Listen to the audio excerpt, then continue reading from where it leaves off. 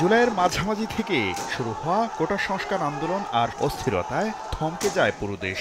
সংঘাত সহিংসতায় পুরো দেশের সব ধরনের শিক্ষা প্রতিষ্ঠান বন্ধ ঘোষণা করা হয়। গত 18 জুলাই থেকে 1 আগস্ট পর্যন্ত চলমান এইচএসসি ও সমমানের 8টি বিষয়ের পরীক্ষা স্থগিত করা হয়েছে।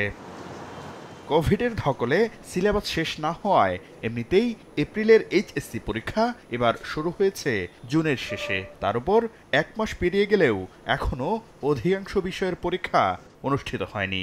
তাহলে কবে শেষ হবে পরীক্ষা তা নিয়ে দুশ্চিন্তার ভাঁজ শিক্ষার্থী ও অভিভাবকদের কপালে।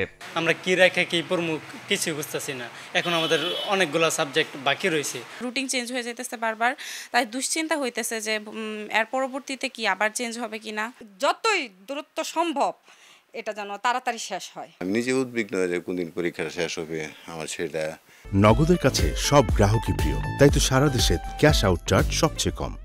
বাংলাদেশ আন্তঃশিক্ষা বোর্ড সমন্বয় কমিটির সভাপতি অধ্যাপক তপন কুমার সরকার বলছেন, 11 আগস্টের পর ক্রমান্বয়ে অনুষ্ঠিত হবে স্থগিত হওয়া পরীক্ষাগুলো। নতুন করে 8টি পরীক্ষা নেয়ায় সময় লাগবে, ফলে ফলাফল প্রকাশেও দেরি হবে। যে রুটিন আছে সেই রুটিনে 11 আগস্ট পর্যন্ত আমাদের তৃতীয় পরীক্ষা হওয়ার শেষ দিন ছিল। সবগুলো পরীক্ষার আমরা 11 আগস্টের পরে আমরা নতুন সময়সূচি ঘোষণা করব। এদিকে 30 জুলাই নতুন শিক্ষাবর্ষের একাদশ শ্রেণীর ক্লাস শুরু হওয়ার কথা থাকলেও এখনও ভর্তি প্রক্রিয়ায় সম্পন্ন হয়নি। তাই 6 আগস্ট থেকে ক্লাস শুরুর পরিকল্পনা করছে শিক্ষা বোর্ড। আমরা 1 আগস্ট পর্যন্ত আমাদের এই ভর্তির কার্যক্রমটা রেখেছি। পাশাপাশি আমরা ক্লাস শুরুর তারিখ দিয়েছি 6 আগস্ট। একটু আমাদের 8-10 দিন আমাদের পিছাতে হয়েছে। আন্দোলন কর্মসূচি দেওয়ার আগে সংশ্লিষ্টদের লাখ লাখ শিক্ষার্থীর সঙ্গে সম্পৃক্ত এসব পাবলিক পরীক্ষার বিষয়টি বিবেচনায় রাখার অনুরোধ কর্তৃপক্ষের।